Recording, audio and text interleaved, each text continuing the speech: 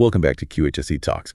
So, I want you to imagine a massive chemical processing plant for a second. Okay, setting the scene. Right, and for 5 straight years, they haven't had a single recorded injury. I mean, not one. That's a pretty impressive streak. It is. There are no slips on the scaffolding, no twisted ankles in the loading bay, no dropped tools. Just a totally clean sheet. Exactly.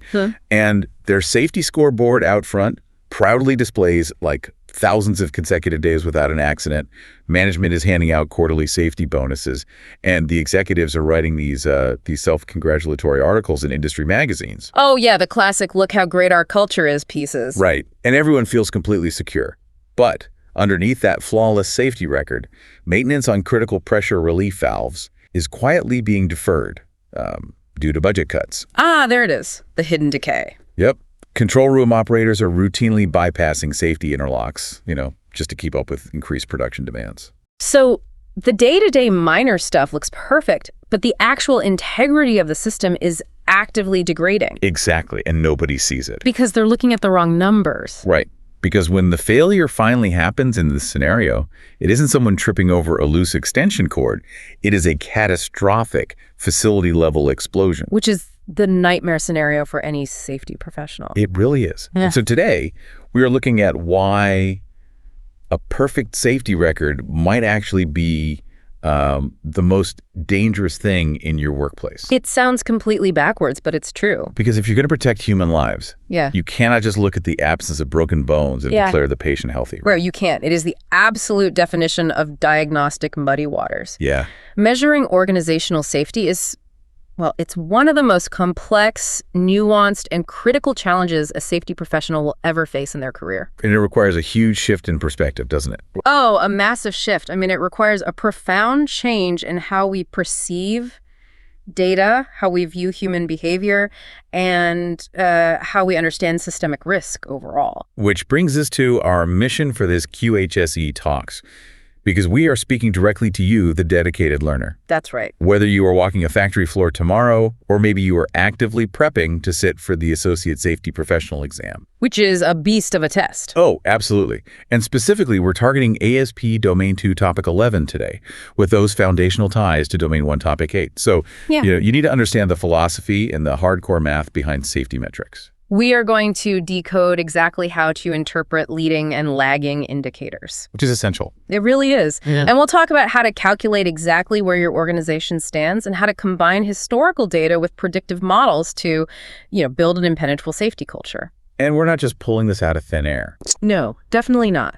We are drawing from comprehensive ASP study guides, the Center for Chemical Process Safety Guidelines, Federal Aviation Administration frameworks, and some deeply researched industry analyses on the behavioral economics of metric tracking. The behavioral stuff is going to blow people's minds later on. But let's start with the baseline, right? The metrics that everyone instantly recognizes from the frontline supervisor all the way to the CEO. The history. The rear view mirror. Exactly. We need to talk about lagging indicators, or what some of the literature calls trailing indicators. Right. And historically, this is where the entire occupational health and safety industry lived and breathed. Like, this was it. The only thing they cared about. Basically, lagging indicators are totally retrospective. They measure the outcome of an event long after it has already occurred. So you're basically looking at the scorecard after the game is over. Exactly. You are looking at past performance that reflects the results of, previous activities or failures and system breakdowns. And the most obvious examples of these would be things like OSHA recordable injuries, illnesses, or instances of major equipment damage, right? Yeah, those are the big ones. But the ASP exam, and honestly, real-world safety management in general, it demands much more granularity than just how many people got hurt this year. You can't just hand in a tally mark sheet. No, you need to understand the specific rates. Right, so let's dive into TCIR and DART. Because these acronyms, they get thrown around boardrooms constantly, but the mechanical differences between them are absolutely vital for you to know. Let's separate them completely because they tell two very different stories. So TCIR stands for Total Case Incident Rate. And sometimes you'll hear it called the Total Recordable Incident Rate, or TRIR, right? Yes, same thing, just different terminology. This is your macro-level failure metric. It encompasses all work-related injuries and illnesses that meet OSHA's recording criteria. Which is a pretty specific threshold. It is. If an incident requires medical treatment beyond basic first aid, or if it causes a loss of consciousness, or if it results in restricted work, it goes into the TCIR bucket. Okay, so that's the big bucket, but DART is a completely different filter. Totally different. DART stands for days away, restricted, or transferred. Okay. And this metric measures the severity of those incidents we just talked about. An incident only impacts your DART rate if the injured employee literally cannot do their normal job because of the injury. Okay, let's put this into a concrete scenario for the listener, just to make it real. Good idea. Imagine you have a forklift operator in a distribution center. They're stepping down from the cab, they roll their ankle on a piece of debris, and they end up with a severe sprain. Ouch. Yeah. So they go to the clinic, they get a prescription strength anti-inflammatory, and they're sent back to work. But the doctor explicitly says they cannot operate heavy machinery for 2 weeks. Okay, perfect example. So in that scenario, because they received prescription medication, that automatically counts as medical treatment beyond first aid. That event immediately hits your PCIR. Yeah. Your total case incident rate just went up. Got it. But what about the DART? The second half of that scenario is where DART comes into play, because the doctor restricted them from their normal duties, which is operating the forklift, and the company has to transfer them to desk duty, doing like inventory paperwork for 2 weeks. That incident now also hits your DART rate. Okay, I see. What if the sprain was minor? Like they just got an ice pack and some over-the-counter ibuprofen and they went right back to driving the forklift on their very next shift. Then it doesn't hit either rate. Wait, really? Really, it's just a first aid incident. It's a great internal metric for your clinic to track, maybe for trending, but it doesn't escalate to an OSHA recordable, and it certainly doesn't involve days away or restricted transfer. So TCIR and DART stay at 0 for that one. Oh, wow. Okay. And the reason this distinction is so crucial, especially if you're sitting for the ASP exam, is that you have to know how to calculate the incidence rate for both of these metrics. You absolutely do. It's guaranteed to be tested. Because you can't just count the number of twisted ankles and hand that raw number to OSHA. You have to normalize the data. Exactly. And that introduces one of those critical numbers in the entire safety profession, the 200,000 constant. The math here is what transforms a totally meaningless raw number into a highly actionable industry-wide benchmark. Right. So what's the formula? The standard OSHA incidence rate formula takes the number of injuries. So let's say we are calculating TCIR. We take the total recordable incidents, we multiply that raw number by 200,000, and then we divide that entire sum by the actual number of employee labor hours worked during that specific time period.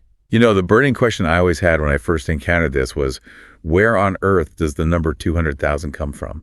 It does seem random, doesn't it? It sounds completely arbitrary. Like some bureaucrat just threw a dart at a board in the 1970s and said, yeah, 200,000 looks good. It's funny you say that, but it is actually a beautifully simple baseline when you break it down. Okay, walk me through it. The factor of 200,000 represents the equivalent of exactly 100 full-time employees working exactly 40 hours per week for 50 weeks a year. Oh, I see.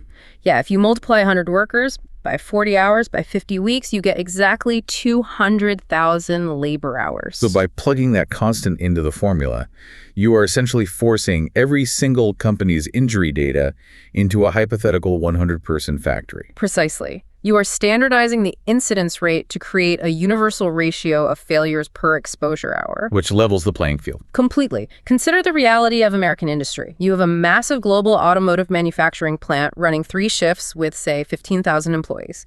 In 1 year, they might report 80 recordable injuries. Okay, 80 injuries. Right. Now, down the street, you have a small, highly specialized metal fabrication shop with maybe 25 employees. In that same year, they report 6 injuries. Okay, so if you are an OSHA inspector, or maybe an insurance underwriter, and you just look at the raw data, the automotive plant looks like an absolute war zone compared to the fab shop. I mean, 80 injuries versus 6. Right, 80 sounds terrible, but the automotive plant has millions of exposure hours, while the fab shop has a tiny, tiny fraction of that. Comparing their raw numbers is mathematically illiterate. It's apples and oranges. Exactly. The 200,000 constant solves this. When you run both of those companies' raw numbers through the formula, you might find that the massive factory actually has a TCIR of, let's say, 1.2, Okay. while the tiny fab shop has a TCIR of 6.5. Meaning if both companies magically had exactly 100 employees, the big factory would only hurt 1 person a year, while the small shop would hurt 6 or 7. Yes, it completely flips the narrative. The small shop is actually far more dangerous per hour worked. Yeah. Even though their raw number of injuries is way lower. And the financial consequences of this specific decimal point are staggering. This isn't just some academic exercise for the ASP exam. This math literally dictates a company's financial survival. Because it ties into the experience modification rate, right? Yeah. The EMR. Yes, this is where safety directly impacts the corporate bottom line. Let's dig into EMR for a second, because I think a lot of people overlook the business side of safety. Your EMR is a multiplier that's used by insurance companies to calculate your workers' compensation premiums. The baseline industry average is a 1.0. Okay. If your normalized injury rates calculated using that 200,000 constant we just talked about are higher than the industry average, your EMR goes up. It might jump to 1.2 or 1.5. And that means you are paying 20% or 50% more for your insurance premiums than your competitors are. Exactly. Hundreds of thousands, sometimes millions of dollars in extra overhead, just because your lagging indicators are bad. It goes beyond just insurance premiums, doesn't it? I mean, think about bidding on contracts.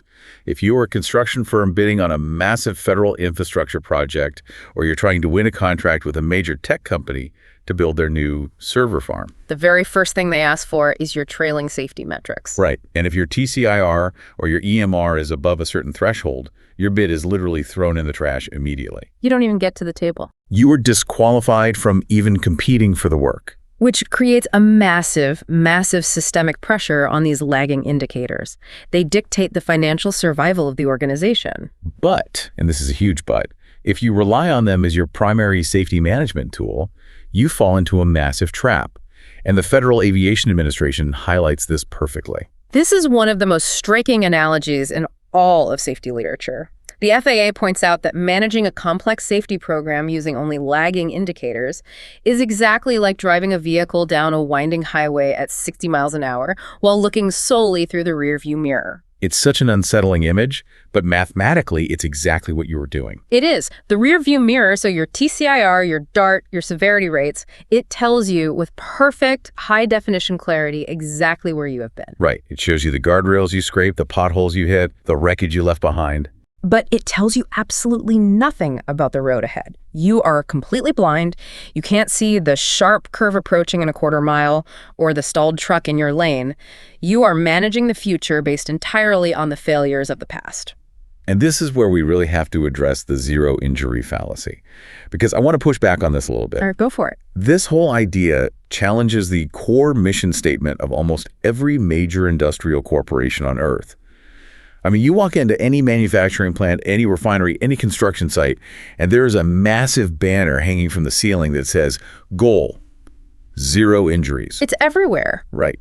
So logically, if the ultimate stated goal of the entire profession is zero, shouldn't a zero on your lagging indicator scorecard be the ultimate proof that your safety system is flawless? It seems like it should be. Why are we saying the rear view mirror is bad if the road behind me is perfectly clear? That assumption right there is the most dangerous psychological trap in process safety. Right. Yes. The Center for Chemical Process Safety, the CCPS, they explicitly warn against this in their guidelines for risk-based process safety. They define this as the low-frequency, high-consequence trap. Oh, this brings us right back to that chemical plant explosion we talked about at the top of the show. Exactly. You see, the human brain is hardwired to associate a lack of negative feedback with success. Like, if we don't get burned, we assume the stove isn't hot. That's the perfect way to phrase it. In an industrial setting, a facility might go half a decade without a single OSHA recordable. No slips, no trips, no lacerations. The lagging indicators are completely pristine. Pristine.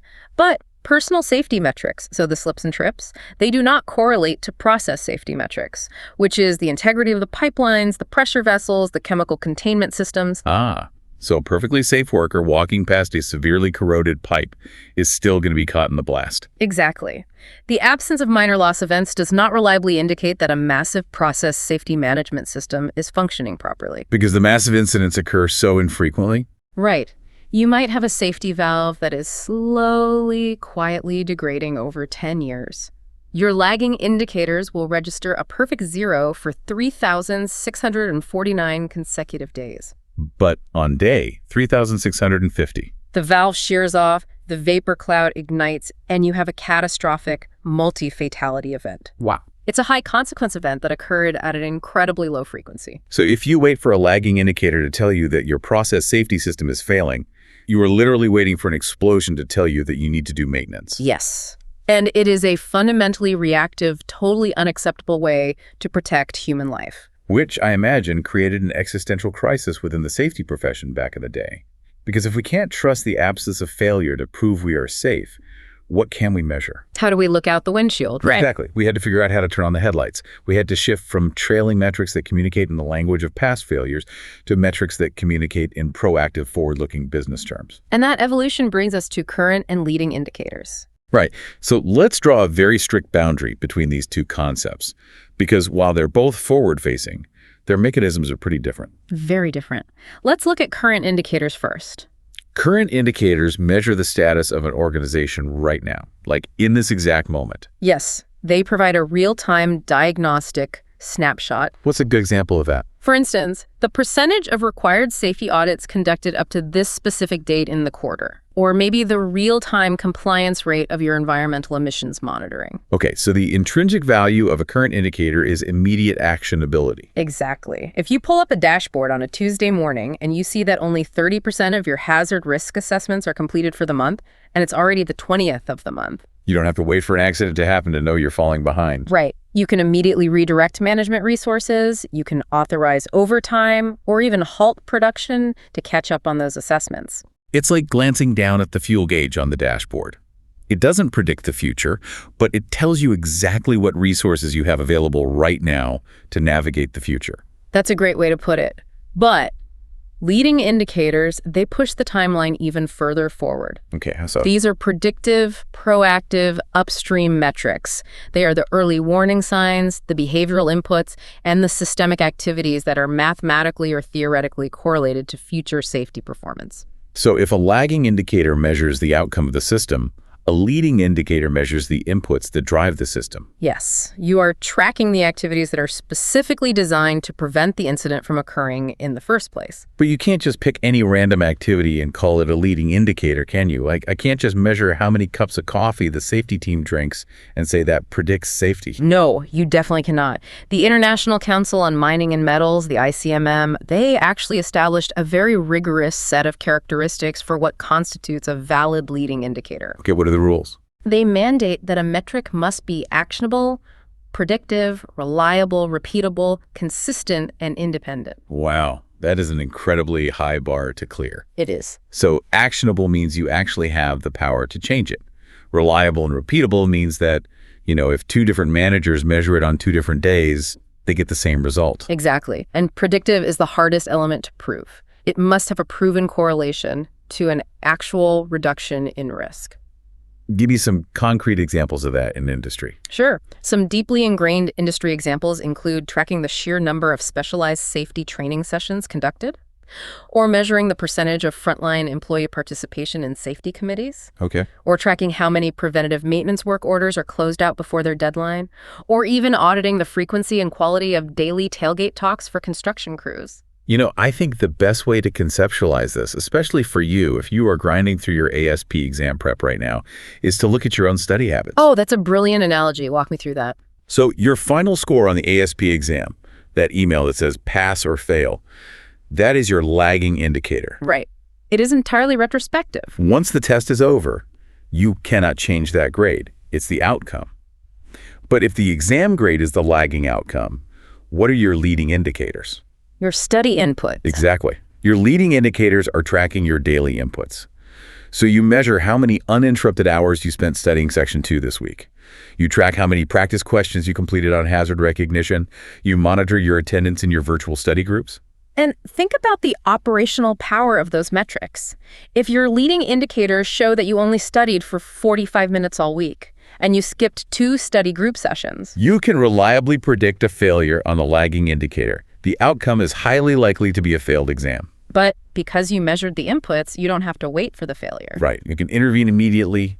You can cancel your weekend plans, block out 10 hours of study time, and fundamentally alter the trajectory of the outcome. You adjust the inputs to guarantee the result.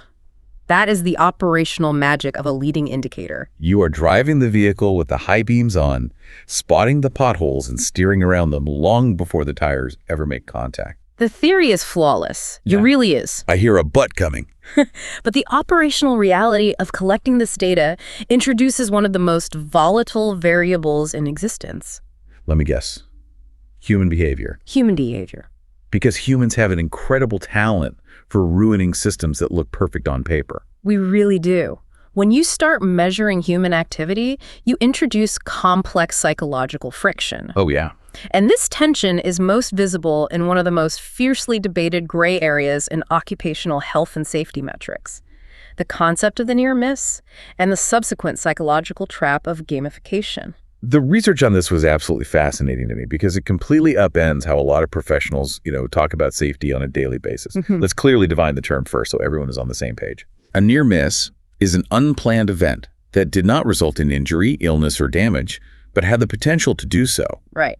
So a heavy wrench falls off a 3-story scaffold and smashes into the concrete 2 inches away from a worker's foot.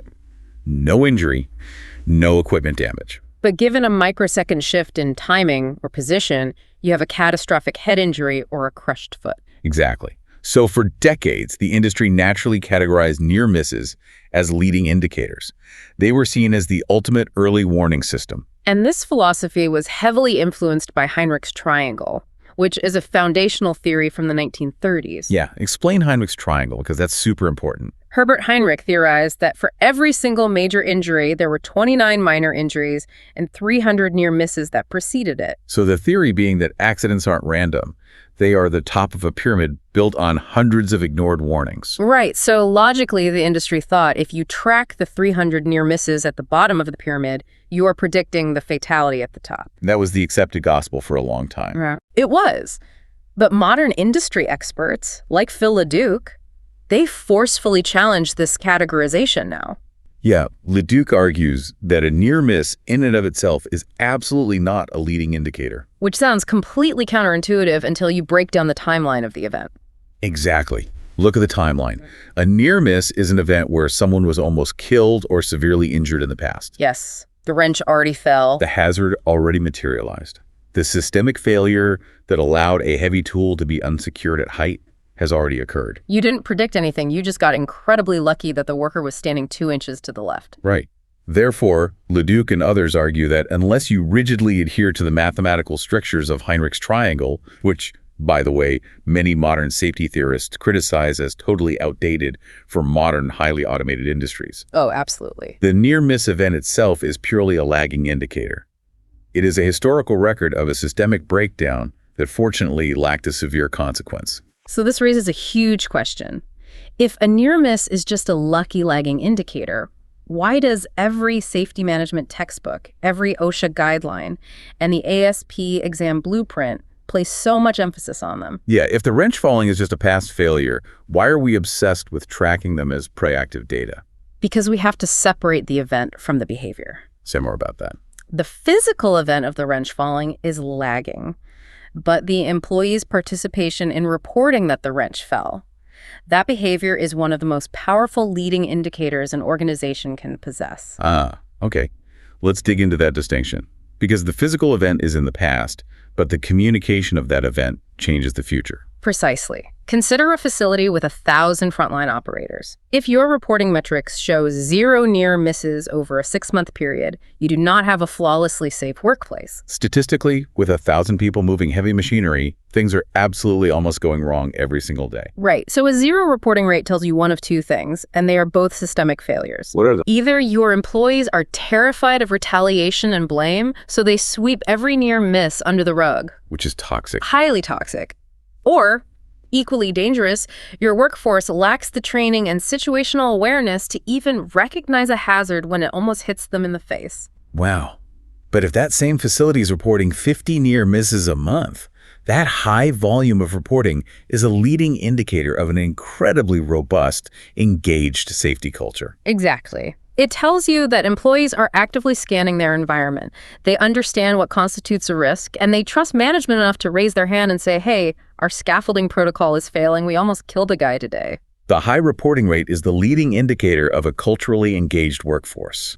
It measures the robustness of your hazard identification process. This introduces a massive psychological pitfall. Oh boy, here we go. Corporate leadership loves metrics. They love dashboards with arrows pointing up. They really do. So when management realizes that employee engagement measured through near-miss reports or behavioral safety observations is a fantastic leading indicator, what is their immediate instinctual response? They attempt to mandate it. They remember the old business adage, what gets measured gets attention. Right. So Vice President of Operations looks at a spreadsheet and says, safety observations are leading indicator of a good safety culture. We had 100 observations last month. I want 500 observations next month. Let's incentivize it. Which leads us directly into the gamification trap. And we have to talk about Goodhart's Law. Goodhart's Law is so perfectly applicable here. It basically states that when a measure becomes a target, it ceases to be a good measure. Yes. The moment you tie a metric to a quota or a reward, human behavior will immediately adapt to optimize the reward, entirely divorced from the original intent of the metric. The texts provide a wildly common real-world example of this exact failure. Management decides to gamify their leading indicators. Yeah. They roll out a program on the factory floor. If you submit 2 safety observation cards every single month, you get entered into a drawing for a $50 gift card. And if you hit your quota for 12 consecutive months, you are entered into a year-end grand prize drawing for a brand new 4-wheel ATV. On the surface, to a manager sitting in an air-conditioned office, it looks like a brilliant strategy to boost engagement. I mean, who doesn't want a free ATV? Right. But you have to analyze the behavioral economics occurring on the front line. Picture an operator at the end of a grueling 12-hour shift. Okay. They're exhausted, their feet hurt, and they just want to clock out and go home. But they remember they need one more safety observation card to stay eligible for the ATV drawing. Oh, I see where this is going. They aren't going to spend 45 minutes conducting a deeply analytical hazard assessment of a complex machine guard. No, they're going to execute what the industry accurately calls pencil whipping. Exactly. They grab a card, they write down, I saw a puddle of water by the break room and I wiped it up with a paper towel. They drop it in the box and they go home. And they do this every single month. Hundreds of employees doing the exact same thing. At the end of the year, the Vice President of Operations opens their dashboard. The leading indicator metric has exploded. They hit 6,000 safety observations. The arrows are green, the graphs look amazing, and the executive team applauds themselves for building such a proactive, engaged culture. But the actual operational safety value of those 6,000 observations is absolutely zero. Right, because they didn't identify a single failing pressure valve. They didn't spot a single degraded lockout, tagout procedure. They just created an elaborate, highly incentivized paperwork exercise. They drove up the quantity of the metric while completely eradicating the quality. By turning the leading indicator into a game, they corrupted the very data they were desperately trying to collect to keep people alive. And this is the profound challenge for the modern safety professional. If humans are pragmatically wired to game the system to secure the path of least resistance, how do you successfully track leading indicators without falling into the trap of Goodhart's Law? Because if we know the rearview mirror of lagging indicators is too late, and the headlights of our leading indicators are constantly being pencil whipped by exhausted employees, are we just completely paralyzed? It feels like a catch-22, doesn't it? It really does. How do you actually measure engagement if you can't just count the cards in the box? You have to fundamentally redesign your analytical approach. You have to transition from a purely quantitative review to a rigorous qualitative review. Meaning you stop counting the pieces of paper and you start measuring the impact of the paper. Exactly. A true resilient leading indicator in this context isn't total number of safety observations submitted. That is way too easily gamed. So what should it be? The metric should be percentage of submitted safety observations that resulted in a verified systemic corrective action. Oh, that's smart. So if an employee submits a card about wiping up a puddle, that doesn't trigger a systemic corrective action. It's ignored in the metric. Exactly. But if an employee submits a card noting that a specific conveyor belt is vibrating out of standard tolerances and maintenance actually goes out and replaces the bearings, that counts toward your leading indicator. Or, even more powerfully, you measure the responsiveness of the management system itself, right? Yes. A phenomenal leading indicator is tracking the cycle time between a hazard being reported by the front line and leadership implementing a permanent engineering control to mitigate that hazard. That is the gold standard. If the average cycle time is 180 days, your system is failing, regardless of how many ATV gift cards you hand out. Right. But if the cycle time's 48 hours, You have a highly responsive, proactive safety culture. You are measuring the system's velocity, not just an employee's willingness to fill out a quota. this qualitative approach acknowledges a harsh reality. Because single metrics can be gamed, isolated, or wildly misinterpreted, no safety professional can ever rely on a single data point. Never. Tracking TCIR alone will lead to a catastrophic blind spot. Tracking observation quotas alone will drown you in meaningless paperwork. You cannot just stare at the fuel gauge and assume you are a good driver. No, you need a comprehensive dashboard. You need a formalized structure to hold all of this data, filter out the noise, and integrate it into the actual business operations. Which brings us to the overarching architecture of our discussion: safety, health, and environmental management systems, Four. or SHEMS. Yes. For you prepping for the ASP exam, or if you're just looking to restructure your corporate safety department, SHEMS is the holy grail. We are talking about formalized, internationally recognized frameworks. Standards like ISO 14000 for environmental management, ISO 4501 for occupational health and safety, and the ANSI Z10 standard. And it is vital to understand that these aren't just, thick binders of rules sitting on a dusty shelf in the HR office. They are dynamic operational systems built on the Plan Do Check Act cycle. And what makes them so incredibly effective is that they demand a constant, rigorous synthesis of both leading and lagging indicators. They force the marriage of the rearview mirror and the headlights. Precisely. A mature management system, like one fully compliant with ISO 45001, utilizes lagging indicators to define historical baselines and locate systemic friction points. So you analyze your past injury rates, your workers' compensation costs, and your environmental spill data to figure out where your operational design failed last year. Yes, that lagging feedback loop dictates your high-level strategic changes for the next year. But you use your leading indicators for the day-to-day tactical steering of the organization. The sources highlight a fantastic operational model for this synthesis. It's called safety by objectives. I love safety by objectives. It completely rewires how management interacts with frontline leadership regarding safety data. I love this concept too, because it directly addresses the psychological friction we talked about earlier. Think about how safety reviews historically occurred in manufacturing. It was usually pretty adversarial. Exactly. A plant manager calls a shift supervisor into their office for an annual performance review. The manager looks at a spreadsheet and says, "Your shift had 4 OSHA recordable injuries last year. Our goal was 0. That is unacceptable. You need to do better next year." That is a purely lagging, completely reactive interaction. The manager is reprimanding the supervisor for past failures that cannot be changed. It's literally just complaining about history. Mm. And more importantly, it provides absolutely zero operational guidance on how to prevent those injuries next year. It just demands a better outcome without changing the inputs. Right. Just try harder to not get hurt. Safety by objectives flips that entire dynamic on its head. How so? Instead of focusing the performance review on the lagging accident record, the plant manager and the supervisor collaboratively build a performance plan based entirely on future-facing leading objectives. They shift the conversation from outcome to input. Exactly. The manager says, okay, we struggled with hand injuries on the stamping press last year. So for the first quarter of this year, your specific objective is to implement a new daily pre-start inspection protocol for all machine guards in your zone. Your second objective is to ensure that 100% of your new operators complete a specialized 40-hour hands-on hazard recognition training before they ever touch the equipment. So the performance metric is no longer don't hurt anyone. The metric is execute these specific, measurable preventative actions. Exactly. They are building the competency and the environmental safety of the team proactively. And the underlying theory of safety by objectives is that if the supervisor flawlessly executes those leading indicator inputs, The lagging indicators, the actual injury rates, will naturally plummet as a byproduct of a healthier system. Exactly. But a system like ISO 45001 or ANSI Z10, it requires constant verification. How does a massive organization actually review all this synthesized data? Because it cannot just exist in a spreadsheet that a safety manager reviews in isolation on a Friday afternoon. No, the OSHA recommended practices for safety and health programs are explicit about this.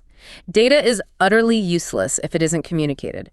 You have to establish routine, baked-in rhythms to evaluate and share the results across every single level of the corporate hierarchy. And this takes two distinct forms, right? Formal and informal review. Yes. The formal review happens in scheduled, highly structured environments. This includes executive management review meetings where the C-suite looks at the macro trends of TCIR versus, say, the completion rates of capital safety projects. It also includes monthly union management safety committee meetings and rigorous internal or third-party audits. That's where you analyze the data at scale. But the texts emphasize that the informal review is just as critical for maintaining the actual culture. Because the informal review is where the metrics meet the metal. It happens during daily plant walks by leadership. It happens during one-on-one coaching sessions between a supervisor and an operator. It happens in the break room when a team is discussing a near miss from the previous shift. A truly mature safety management system ensures that safety metrics are a common, understood language spoken by the entire company, not just specialized jargon hoarded by the safety department. And this brings the entire conversation back to you, the listener. Right. Why does all of this matter? Why are you spending time mastering the intricacies of a 200,000 constant or wrestling with the behavioral psychology of gamification?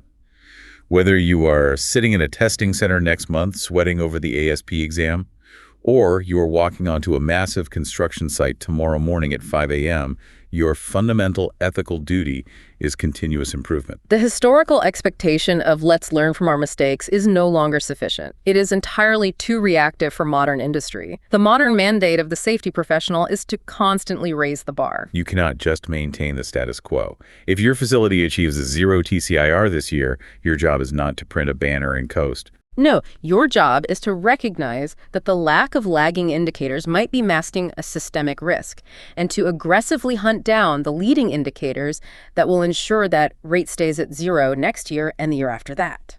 You are tasked with building and maintaining a socio-technical system that anticipates failure, identifies hidden friction, and mitigates risk long before a human being is ever put in harm's way. It's a huge responsibility. It really is.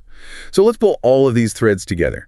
Today on QHSE Talks, we have navigated the deep, murky waters of organizational safety metrics. We covered a lot of ground. We did.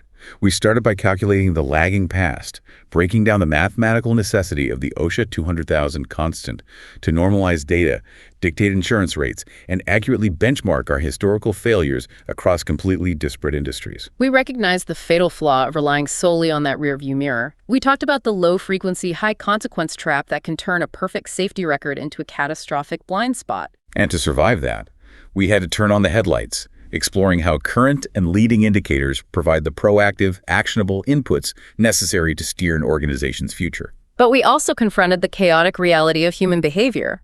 We navigated the psychological minefield of metric quotas, unpacking Goodhart's law to understand why gamifying safety observations will inevitably lead to pencil whipping and deeply corrupted data. We established that in the realm of leading indicators, qualitative impact must always supersede quantitative volume. And finally, we synthesize those conflicting data streams into the holistic frameworks of formalized safety, health, and environmental management systems, like ISO 45001 and ANSI Z10. We proved that true continuous improvement requires a meticulously balanced diet of both historical feedback and forward-looking objective-based actions. Which leaves us with one final fascinating thought to mull over. Oh, we've been waiting for this. If you look closely at the ASP exam blueprint, right after Domain 2, Topic 11, which covers everything we just discussed about indicators, you will find Topic 12. Okay, what does Topic 12 say? It mandates that a safety professional must have awareness of emerging technologies. We are talking about the integration of massive data mining, advanced robotics, drone inspections, and artificial intelligence into the industrial workspace. Wow. This is where the horizon of our profession becomes truly uncharted, isn't it? And where the definition of a metric is going to fundamentally transform. Completely. Think about the implications. For decades, our leading indicators have relied on human beings observing their environment, filling out a card, and handing it to another human being to analyze. Right. But as our factories and construction sites become heavily digitized, how will the very concept of a leading indicator change? Will we still be begging exhausted employees to fill out safety observation quotas? Or will artificial intelligence take over that burden entirely? The technology is already emerging. I mean, imagine an AI system capable of continuously mining millions of tiny, imperceptible workplace variables in real time. It monitors the micro vibrations in a turbine bearing. Right, and cross-references it with sudden micro changes in ambient facility temperature. And layers that against the aggregate fatigue levels of the workforce, measured by biometric wearable tech on their wrists. Exactly. The system processes all of that disparate data and predicts a critical equipment failure or a high probability injury window with absolute pinpoint accuracy, days before any human supervisor could even begin to recognize the compounding hazards. So the real question is, when an algorithm can predict the outcome of a complex system better than any human observation card ever could, what happens to the safety professional? What does your daily job look like when the ultimate leading indicator isn't a training metric or an audit score, but an autonomous predictive model? It is a wild, complex frontier, and mastering the fundamentals of metrics today is the only way you'll be prepared to manage the algorithms of tomorrow. Keep that in mind as you prep for your exam and as you build the future of your safety culture. Thank you for joining us as we decoded the math, the behavioral psychology, and the absolute necessity of safety metrics. We are signing off for now, but keep raising the bar, and we will see you on the next QHSE Talks.